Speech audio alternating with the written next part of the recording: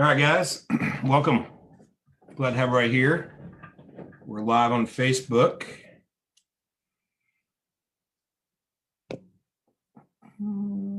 Hey, what's up, everybody? See you guys signing in, coming in. It's a nice day here in Indiana. I just got back from Arizona. I was there last week. It's nice to not come back to snow and cold weather here. All right, I'm gonna do a little housekeeping for a couple minutes. Today, I'm gonna keep it shorter than normal. We're gonna cover a cool topic. We're gonna discuss when to make big changes or maybe even quit. How to know when you've given something enough time. Should you quit? How do you even process big things like that? You know, how long is long enough to try something? You know, what does try even mean? And we're going to get deep into that I think will hopefully help you guys. I think it's an interesting time of year to be discussing this because, believe it or not, where are we at? March 8th. So we're about 3 weeks away from having the first quarter be done in the books. Quarter of the way through the year. It's crazy, unbelievable to even think about. Somehow I'm lost in COVID time. I still feel like it's going into Q2 of 2020, not 2021. So it's an interesting time where we're starting to see things slip potentially from our goals, or maybe we're blowing our goals out and, you know, we're getting stagnant. But right now is a time where it's easy for us to lose focus. In business, we might get shiny object syndrome, or kids are starting sports, or we're starting to do things outside. And a lot of things can happen that cause us to defocus. And then that might show up in our business in different ways. And then we start wanting to make changes. Like we feel like, hey, my marketing's not working, but maybe it's really your sales conversion, or vice versa. Right. And so we're going to dig into that today. I'm gonna do a little housekeeping real quick.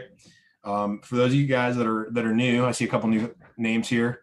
Welcome, I'm Steve Richards, and this is the CEO Nation. We do this weekly training webinar every Monday, 3:30 Eastern. And we also have a podcast called the CEO Nation. There's a Facebook group called the CEO Nation. And if we don't have it out there yet, Bobby here in a minute can chat out. Nope, he already did. There's a link, theceonation.com/links.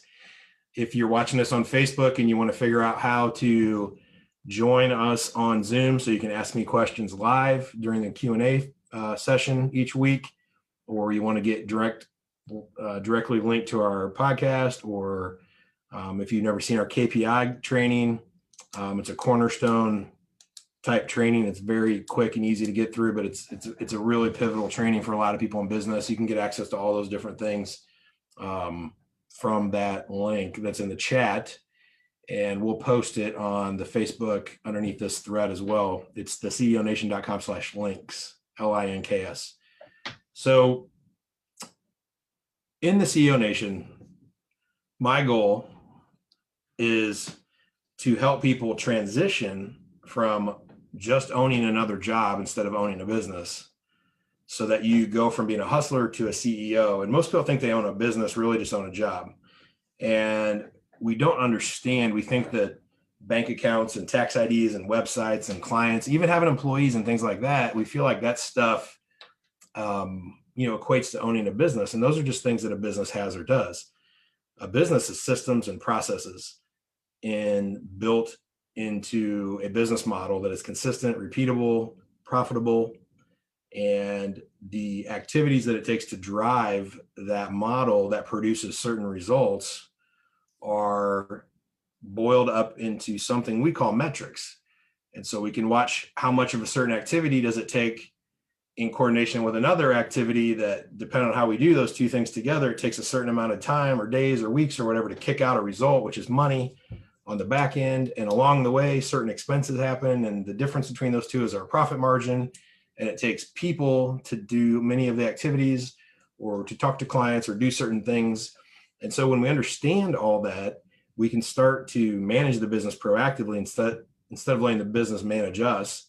And then we can create systems and processes and procedures that are rolled up into a job role. And then we can hire people who have the right personality and cognition traits to be good at those activities and put them in there, train them on that, set their compensation up accordingly, manage them, right, and build a team that runs the systems and processes. And then overall that we need a management operational style that allows us to manage our team.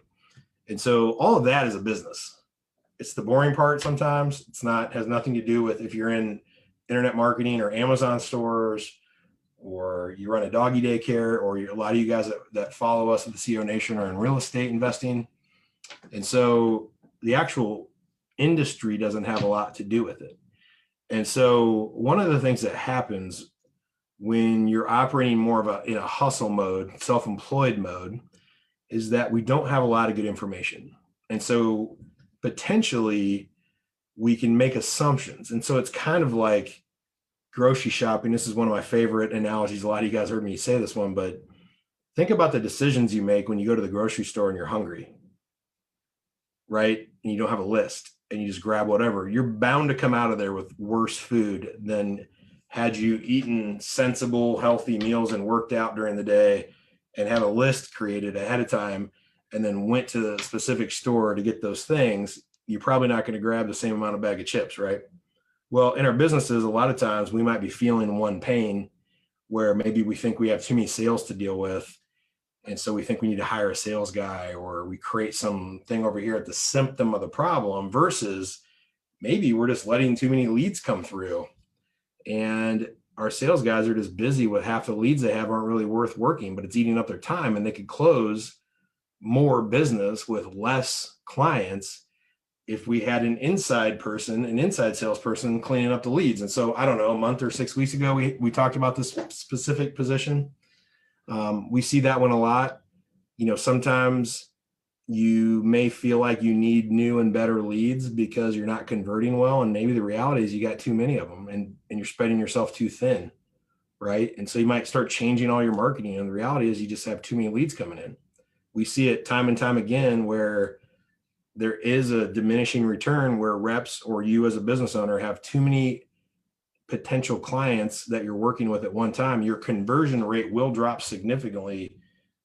And once you get outside your sweet spot, you'll actually close less business than you would if you had several less leads or potential clients to work with where you could focus more. And so things like that happen in our business, and they cause us to make weird assumptions, mostly, again, based on symptoms. And so, this is what I'm kind of using to launch into today's topic, or this week's topic, is these ideas of like when to make huge changes and when to quit things. A lot of times we're considering big changes or we're considering quitting things just because we have bad information. And it's crazy. Or we're running our race and we're in chapter 3, maybe, of our book on our race. And we're looking on Facebook or social media at somebody who's in chapter 10 running their race. And we're like, oh man, they're doing that. I don't have that. I have this. And I don't think this is what I want. And you may not understand what you want. There's a whole nother problem that we talk about a lot in the CEO Nation. But because of bad information and comparing yourself against other people, right? And then maybe not knowing exactly what you want. So you're feeling a little bit conflicted if you're happy, because you're kind of resentful because maybe the business it doesn't feel fulfilling, even though it's kind of working. And so very typically what happens when you're going through things like that is that you start thinking about making what we would call wholesale changes. And I'm not talking about wholesale, like wholesale real estate. A lot of you guys wholesale real estate. I'm just talking about major changes in your business, firing somebody, hiring somebody, overhauling your marketing, changing your CRM out, breaking up with a business partner, changing a major vendor, quitting or adding new products. I mean, there's all these big things that you can do because you're reacting or making assumptions regarding a symptom of a problem or an opportunity, quite frankly, instead of getting to the root of it, as well as having enough good information around you to really understand. So I just came back from a mastermind that I was at the end of last week. And there were some guys that are in a market where they're putting quite a bit of money into direct mail. And let me see if one of those guys is on here. Nope. All right. I'm not going to use their names anyway, but I would tease them a little bit if they were on here. But it was really interesting because they're pumping, I don't remember, 20, 30 grand or something into mail every month. And they've been doing that for the last few months. and they're starting to see it bear fruit. They've been doing it for longer than that, but some things had changed. And as they looked ahead, they thought their numbers were pretty bad on their return. But the reality is, there's anywhere from a 7 to 9, sometimes even like 12 or longer week run between when you spend money on direct mail and when you have money come in the door. I mean, it can be 60 to 90 days. And then even at that, direct mail, and this was a real estate mastermind, and even at that, direct mail, many of the people that call in, they're curious. And so you're warming them up to the idea. They need to sit and marinate. And then you call them back 3 or 6 months later, and then they're ready to hear what you have to say, right? Because you followed up with them. And so what was interesting is if you just looked at cut the numbers down from time, and they're dumping a bunch of money in, and it even takes, when you invest in mail, if you guys haven't done it, and who's watching this, it takes weeks to even, when you pay for it, to get it out the door and have it hit mailboxes, let alone wait for them to call, work out a deal, coordinate, close, make money. And so there had to be a way for them to kind of like mentally shift and say, okay, well, I've got to take the last 30 to 45 days worth of spend and take that out of the equation when I'm doing my math, because that money is for future business that won't come yet. And so when I'm taking the amount of money I spent and the amount of money I made and doing the math between the two to try to make a good decision, I need to be putting good inputs in to get good outputs out, right? And so they were getting ready to maybe drop mail and or switch markets. Big wholesale changes, like I'm saying, major changes in the business, because they felt like they were burning through cash. When in reality, when we lopped off some of the money they've spent that won't be accounted for months, right? And then we looked at where they've been and we did the math on the adjusted numbers, and they were right in a line for where they should be in the kind of hot market they're in. And they might have backed away from that, or even changed markets and had to go learn all the new, nuances of a different market, and the slow ramp up time and the learning curve, right? And the reality is they need to stay where they're at, and keep watching a little tighter and try to pull in their view so they can look at numbers faster. But just keep an eye on it, but move forward, because the reality is this thing may take off and give them a great return. And they were ready. Just, if you guys have read Think and Grow Rich, there's something in there called 3 Feet from Gold. In fact, I think people wrote a book. Napoleon Hill might have wrote a book, or somebody wrote a follow-up book. But the concept in Think and Grow Rich is of this. There was a story in there of a miner looking for gold in a mountain, and they were mining down this path that they thought for sure was going to hit gold.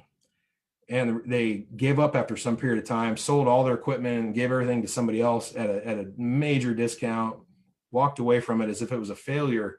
The guy that bought it realized that there was a fault line underneath that area, and everything had shifted about 3 feet because of the fault line.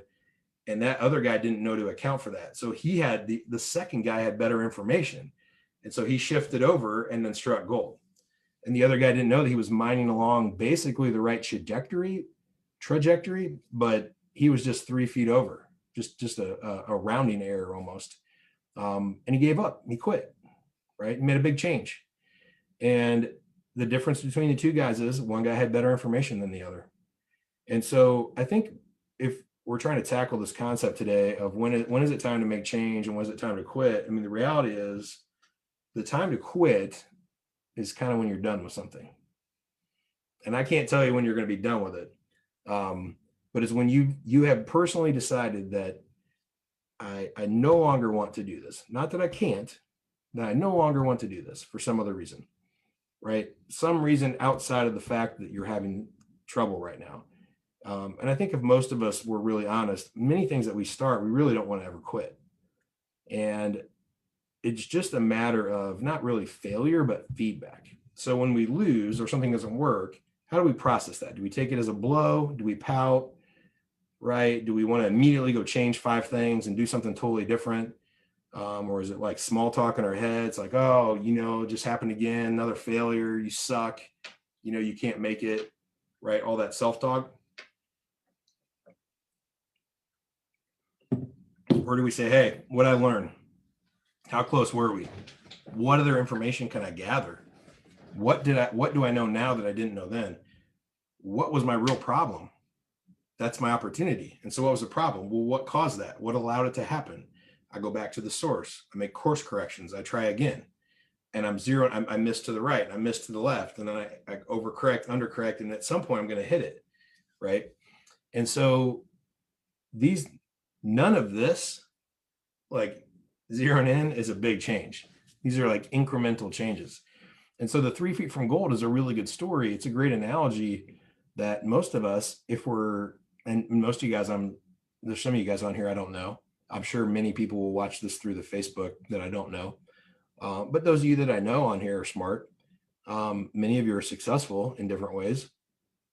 And the reality is, if we put our best effort, or close, if we're honest, we can always do better. But we put a pretty good effort into something, we're probably not going to miss by much if we do. But the reality is we make these weird assumptions in our head, and then we make changes. And every time you change something major, you can get slippage, right? Like you're backing up, going forward, changing directions. All these things are just major slip points in your business, and you lose momentum. And so even when we miss, if we're trying to go here, but we're kind of going here, we're still generally heading in the right direction. We missed a little bit. We don't want to lose that momentum. So if we can just kind of slowly bring it back, instead of stop, pull back, turn to another direction, go that way, right? We don't want to overcorrect. But it's really important that we understand, again, if we don't know where we're headed, we're going to have a lot of trouble getting there. And if we don't track where we've been, we're going to have a lot of trouble figuring out how to get to where we're headed. And we also have to make a plan and then track our actual results against our planned results. And so we've got to make an assessment of where we start. We've got to get really clear about where we're headed. And then we need to plan our incremental steps and come up for air, typically once a week, same day, same time, your weekly meeting, and say, what did I think I was going to do last week? How did it go? Be really honest with yourself. Track the information. Where did I miss? Why did I miss? What caused that? What allowed that? What could I have done different? Not, well, this doesn't work. Maybe it was lucky. I'll just try the exact same thing and see what happens, right? Definition of insanity, trying the same things over and over again, expecting different results. Or maybe it's like, I'm going to quit doing this one thing and go start something totally different. Well, then you're starting over again, right? Just like those guys that I told you about who were considering leaving their market or quitting their direct mail campaign. They were going to create a massive amount, not let alone complete wasted money on the money they put in because they stopped before they even got going. But then they were going to have a whole nother ramp up time somewhere else, and they're just going to lose a lot of traction. They had momentum. They didn't know it because they were looking at bad information. And a lot of you guys just wouldn't know if you don't have someone, if you're not in a group like that, or have a coach that's been where you want to go, or a mentor that's there to help you, or some way to learn, right? You're just going to struggle with this, and you're going to have to just get really diligent about, again, being very clear on where you're currently at and realistic, being super, super detailed about where you want to head, and then plan your steps and track every step. Come up for air, see what happened, make adjustments, try again, right? And it's more of a zigzag along the way that you start honing in on it instead of just jumping back and forth. But that'll keep you guys from making major changes, is to do those 3 things that I just said, with knowing where you are, being really careful about planning where you're headed, and then proactively taking steps that you've planned out, and then always tracking your actual versus your planned. So those are the 3 steps that you guys can implement that will keep you guys from making huge changes all the time and losing momentum. But it will also allow you to bank a lot of good data along the way, so that if it is time to quit, you'll know for sure that you're on the wrong path, because you'll realize I've been really clear about all these things and I'm tracking everything I'm doing. And every time you come up for air, you learn something new about your business and about yourself and your team and your marketing and your CRM, right? Everything. Because you're doing so much tracking, planning, and diligent, proactive, intentional tracking of what's going on in your business and where you're at and where you're headed, that all this data comes in because you're being so intentional and you're paying so much proactive attention to your business. And then when you document that stuff, create your metrics, the reality is you're flooded with good data and you can make some crazy good decisions. Kind of like at the beginning, I was talking about, if you've got too many leads coming in, most sales guys that have low sales think I need more leads or my leads suck. The reality is it could be more about how many leads you have or what your sales pitch is versus what the quality of the leads are. We don't know, but if you're tracking the right data, you'll know if you have a traffic issue or a conversion issue. The data will tell you. It tells a story. It lays out like a beautiful story when you track all the right numbers. And so the way to understand changes that you should make in your business and know when it's time to quit, or if, or be faced with the confidence to not quit when you feel like quitting, is to be really confident about the data. You don't have to be confident about exactly if you're going to win or not, but if you're really confident about what you just did and what you're doing next and how you're going to learn from what happens and track it and make maneuvers going forward and have faith in yourself, then with good information, you can start to make these decisions about what changes to make and whether or not you should quit. And a lot of that may have to do with getting really clear on where you're headed and what you want out of this business, what the business will represent in your life if you are successful, because our businesses should be an asset to serve us. That's it. It's an asset to serve us. Now, if you set up a business that doesn't provide value to the world and all that kind of stuff, it's probably not going to have longevity. And I'm not saying that you need to be a selfish, greedy business owner. I'm saying the big winner is the person that creates a business that serves them because of the time and money and influence they get out of the business as a result of what the business does. And the business provides tremendous value for appropriate cost to the marketplace. And all the people that work there are happy and all the vendors that enjoy working with you. And that's when it's a win-win-win. That's what we should be shooting for with our businesses. And it's really based around knowing what you want. And again, that's not selfish. It doesn't start with knowing real estate or tax accounting or cleaning windows or baking cookies. It doesn't really start there. That may be the thing that you're good at or that and you think I want to use this as a leverage point to make a business out of it. But then you got to forget that. And then you got to create a very detailed goal of where you want to be. Get really clear, do some kind of analysis. With our coaching clients, we do a SWOT. We analyze your strengths, your weaknesses, your opportunities, your threats. We do an audit on your existing business. We do an assessment of you as a leader. We combine all this data and we build a very, very detailed model of exactly where you are. And then we get really clear about some realistic goals. And because those things are so clear, it's easier to draw a plan, right? And so that's how you win. All right, cool. I got to stay tracking on time today.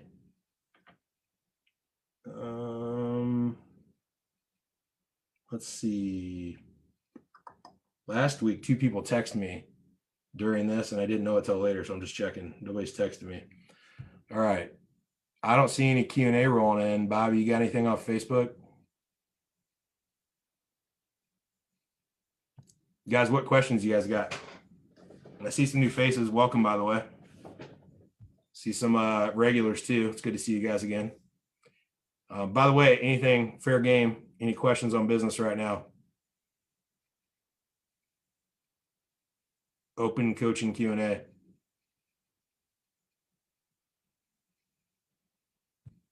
Is it really just that entertaining that you guys get on, or did I present things so well? No questions.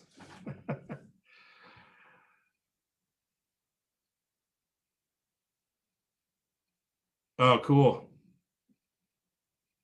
I just got a note. I'm assuming that's Dustin Hoffman. If you guys watched the metrics thing we did a couple months back, maybe it was 3 months ago. I'm not sure. I can't remember. I think it was when we broke down how to build metrics for somebody in a real estate business on one of these. It's on the Facebook if you want to see it. But we helped someone who was too busy to figure out how to track metrics. Says he's tracking. Although he promised me he was going to do it 3 months ago. So I guess now it was better than ever. So, all right, cool. I'm going to do a little housekeeping to wrap up. Feel free to pop questions or comments into the chat or the Q&A, guys, for the next minute or two while I'm wrapping up if you think of something. But again, I want to make sure you guys understand the reason that we do this. The whole purpose of the CEO Nation is to help you guys transform. And it's not something that you flip a switch and all of a sudden you're a CEO of a business and everything's cool. It's a transformation. And so we might be meeting you at different stages, but in case you're unsure, if you want to try to consume more of our world, right, and our content, let me be really clear. Your business should serve you. You should have a business that works for you instead of you working for it. It should give you money, profit, income that you can use to not only live off of and live well off of, but it should also give you enough money to buy your time back by being able to invest in a team to do work. And then as the team comes in, more can get done. And then you're able to take some of, when more is done, there's more profit, more than you need personally. You invest portions of that into marketing to create more deal flow. Your team gets busier, but they handle that. But now you know how to add and layer people on. And it becomes this cycle of you invest in yourself. And you guys need to write this down if you haven't heard me say this. As you're growing a business, there's 3 things you invest in, and it's a never-ending cycle, by the way. You're investing in all 3 at any given time, but it typically starts with investing in yourself, number 1, to learn a business or a model and get really good at something. Number 2, you invest in marketing, which is once you know how to do something and make money, you hone your craft, but now you need to control the flow, how many opportunities you have. You need to bring more prospects, more leads in, more opportunity, right? You might hire a few people in between there, some part-time people, some helpers, but it's not truly building a team yet until you can not master, but until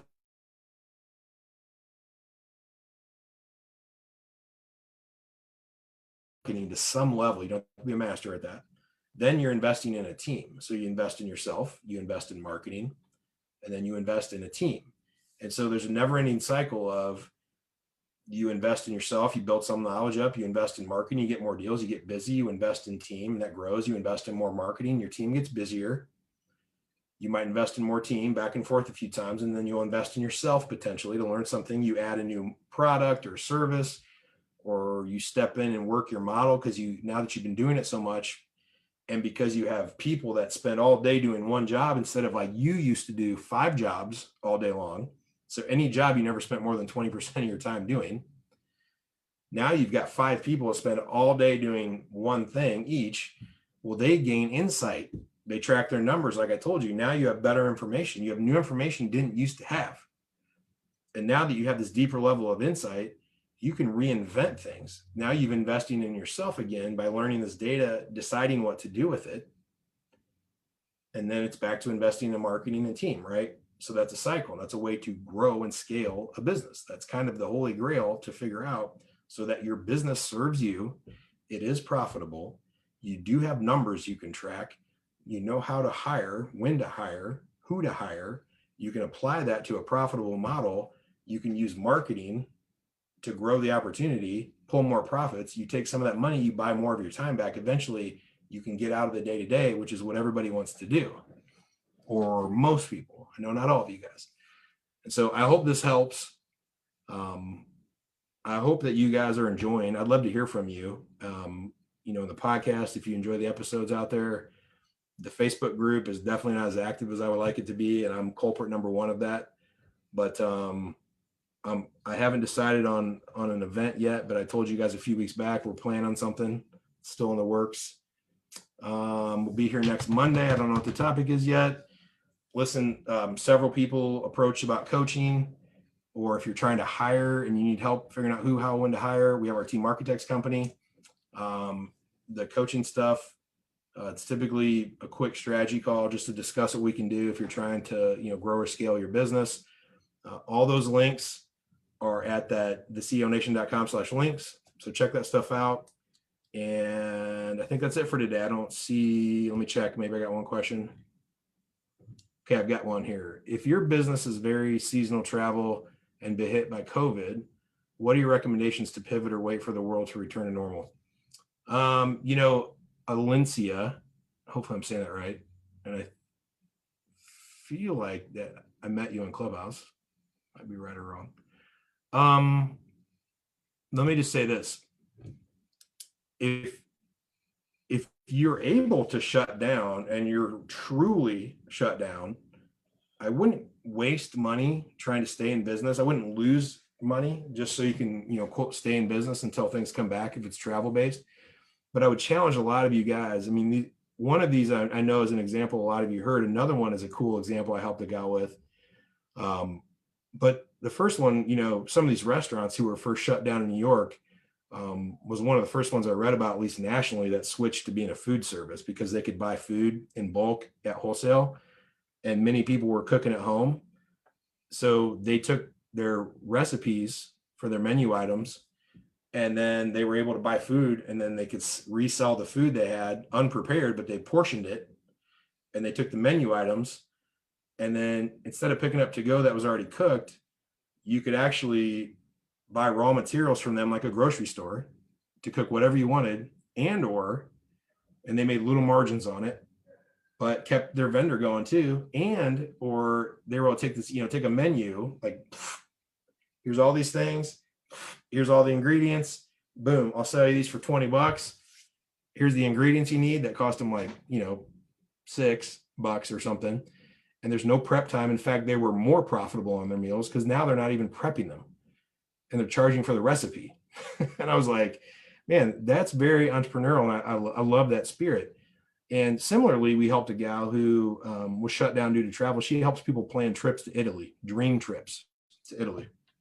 And so she felt really bad. She said there were some travel agencies that were booking trips, and she didn't feel good about it because she's like, I don't want to take deposits from people and start planning trips it could be a year or 2 years. We don't know what's going to happen with international travel.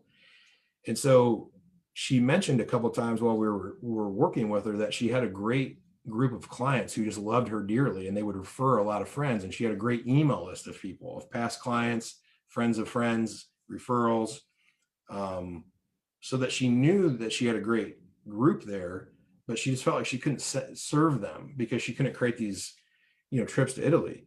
And so we helped her work out a package deal, like almost like a trip in a box. So like a staycation for Italy.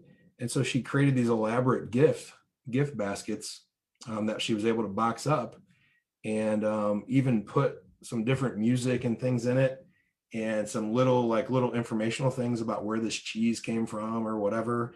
And so she would send those to clients, and then they could either do it at home or book a hotel room and kind of have like a staycation with the taste of Italy. And she started selling those out, just not only to make some money, but to stay present and relevant with her clients. Now, we haven't seen the back end of how that worked out for her, but our belief is that she'll stay more relevant with people, and they'll probably want to start booking with her before she was ready to book, because she was really worried about it. But it's keeping her engaged, and she's making some money, and her husband does pretty well. So she just really kind of wanted something to do. And so she was like, maybe it's time to bounce kind of on today's topic and she was thinking about getting into real estate instead of booking trips, like selling houses, luxury houses. And so I think there's a lot of ingenuity that might need to come into play. I think a pivot is always preferable to quitting. But if truly a pivot doesn't fit for you, don't be ashamed to shut things down for a while. I mean, the biggest businesses had to do it. Try to take care of everybody the best you can. But the reality is, if you live to fight another day, and when you come back, you, instead of really hurting or killing yourself trying to stay in business during this time, if you can just shut it down to make it to the next phase when you can come back and be strong, what's at risk is, in the short term, you might feel like you're copping out a little bit. But the reality is, if you don't make it because you're trying too hard, the hundreds or thousands of clients that you might help in the future are all going to miss what you would have given to them if you're not around. So I don't know what all business you're in, but hopefully that helps. But the process of a pivot is, what knowledge do you have? What value do you bring? What connections do you have? Right? And what opportunities do you have? And a lot of those are coming from whatever the threats are, whatever the threats and issues you have. Flip it upside down and look at it from a different angle. And sometimes the challenge becomes an opportunity, right? Just like this gal can't take people to Italy. So she's going to, we helped her figure out how to bring Italy to them. And she was able to pivot. So, Lindsay, I hope that helps.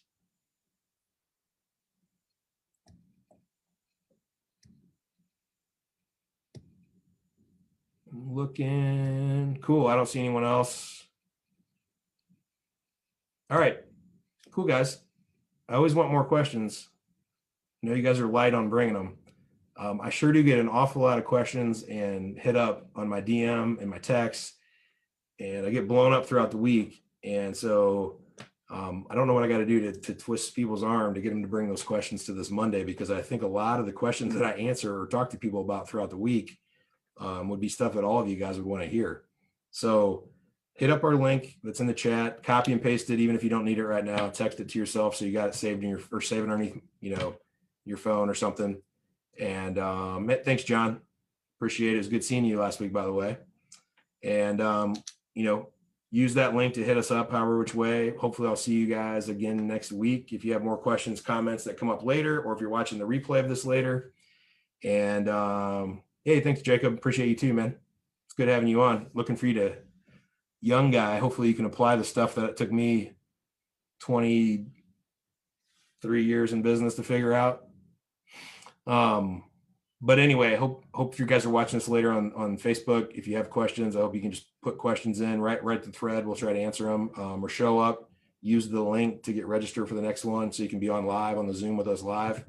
And with that, cool. Hey, Samir, what's up, brother? He said no questions. He said, thanks. All right, guys. It was good seeing everybody. Well, if I don't see you somewhere before here on Clubhouse, I'll see everybody next Monday. Take care.